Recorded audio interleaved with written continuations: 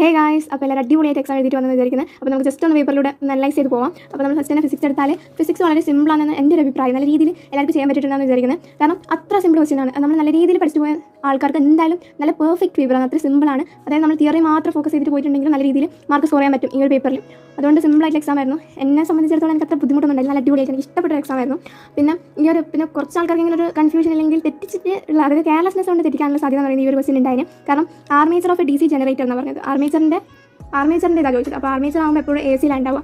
DC ജനറേറ്ററിലാണെങ്കിലും ആർമേച്ചറിൻ്റെ current എന്ന് പറയുന്നത് എപ്പോഴും AC-ലാണ് ഉണ്ടാവുക. സോ ഇതായിരിക്കും ആൻസർ എന്ന് പറയുന്നത്. പിന്നെ നെക്സ്റ്റ് എന്ന് പറയുന്നത് ഇവിടെ ഈ ഒരു ക്വസ്റ്റ്യൻസിൽ എനിക്ക് കുറച്ച് ടഫായിട്ട് തോന്നിയത് ഇത് മാത്രമാണ്, ഈ രണ്ടെണ്ണം മാത്രമാണ്. ഈ ഒരു മാർക്കിങ്ങും പിന്നെ ടഫ് എന്നല്ല, അതൊരു മാതിരി കുഴപ്പിക്കുന്ന ചോദ്യം പോലെ ആയിപ്പോയി. ഇത് എനിക്ക് തോന്നുന്ന ആ ഒരു വോട്ടേജിൻ്റെ ഇക്വേഷൻ ഇട്ട് ആവറേജിൻ്റെ ആ ഇക്വേഷൻ ഇട്ട് ചെയ്താൽ കിട്ടുമായിരിക്കും, പക്ഷേ ഞാൻ ചെയ്തിട്ടില്ല.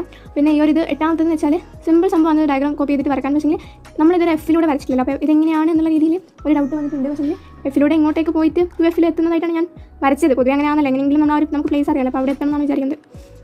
ഓക്കെ, അപ്പോൾ അതും കുഴപ്പമില്ല. പിന്നെ ഇപ്പോഴത്തെ പോർഷനിലും എല്ലാം സിമ്പിളാണ്.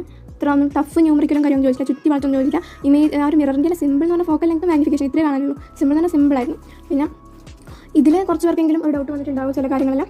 പക്ഷേ എങ്കിലും സിമ്പിളാണ് ഈ ഒരു എഫക്റ്റീവ് ക്വസ്റ്റ്യൻസ് കാണുന്നെങ്കിലും ഇതെല്ലാം അടിപൊളിയായിട്ട് തന്നെ എഴുതിയിട്ടുണ്ടാവും വിചാരിക്കുന്നത്. പിന്നെ സെക്കൻഡ് പേപ്പർ നോക്കുമ്പോൾ അതും സിമ്പിൾ സംഭവമാണ്, അത് ടഫും കാര്യങ്ങളൊന്നും ഇല്ല. സോ ഫിസിക്സ് അങ്ങനെ അടിപൊളി സെറ്റായിരുന്നു, എനിക്ക് ഇഷ്ടമായിട്ടുണ്ടായിരുന്നു. പിന്നെ കെമിസ്ട്രി അപ്പോൾ നിങ്ങൾക്ക് എങ്ങനെ ഉണ്ടായെന്ന് പറയാം. കെമിസ്ട്രി എനിക്ക് അത്ര നല്ല ഫിസിക്സിൻ്റെ അത്ര എത്തിയിട്ടില്ല, പക്ഷേ ഓക്കെ പേപ്പറാണ്. നല്ല രീതിയിൽ എന്താ കോൺസെപ്റ്റ് ഓറിയൻറ്റഡ് തന്നെ ഒരു ക്വസ്റ്റ്യൻ ഇട്ടിട്ടുള്ളത്. നല്ല രീതിയിൽ പഠിച്ചിട്ടുണ്ടെങ്കിൽ എന്തായാലും നല്ല രീതിയിൽ മാർക്ക് സ്കോർ ചെയ്യാൻ പറ്റുന്ന പേപ്പർ തന്നെയാണ്. അത്ര ടഫൊന്നുമല്ല, ജസ്റ്റ് ചില കാര്യങ്ങൾ മാത്രം കുറച്ച് കുഴപ്പിച്ച ചോദ്യമല്ല.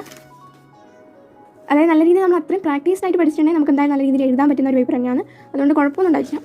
പക്ഷേ എനിക്ക് ഫിസിക്സ് എഴുതിയതിനേക്കാളും അതായത് ഫിസിക്സ് എന്ന് പറയുന്ന ആ ഒരു പേപ്പറിനോട് കമ്പയർ ചെയ്യുമ്പോൾ ഇത് അത്ര ഈസിയോ ഇല്ലെങ്കിൽ ഇഷ്ടമായിട്ടില്ല. അതാണ് സത്യം എന്ന് പറയുന്നത്. അപ്പോൾ എങ്ങനെയല്ലോ എഴുതിയിട്ടുണ്ടെന്ന് മാത്രമേ എനിക്ക് പറയാൻ പറ്റൂ, പക്ഷേ ഫിസിക്സ് സൂപ്പർ. അപ്പോൾ ഇത്രയേ ഉള്ളൂ. അപ്പോൾ നെക്സ്റ്റ് വീഡിയോയിൽ കാണാം. അപ്പോൾ ഇതൊന്നും അല്ലെങ്കിൽ ടെൻഷൻ ആവേണ്ട, ഇനി സമയമുണ്ട്. ഇനി ഒരാഴ്ച നമുക്കുണ്ട്, ആ ഒരാഴ്ചയിൽ ശരിയാക്കാം. ഈ ഒരു മോഡലിൽ പോയി എന്ന് വിചാരിച്ചിട്ട് ആരും സങ്കടപ്പെടേണ്ട. അഥവാ പോയവരുണ്ടെങ്കിൽ സങ്കടപ്പെടേണ്ട. നെക്സ്റ്റ് എക്സാമാണ് മെയിൻ എക്സാം. അപ്പോൾ ആ ഒരു മെയിൻ എക്സാമിൽ അടിപൊളിയായി പഠിക്കുക, അടിപൊളിയായിട്ട് ചെയ്യുക. അത്രയേ ഉള്ളൂ. ബൈ.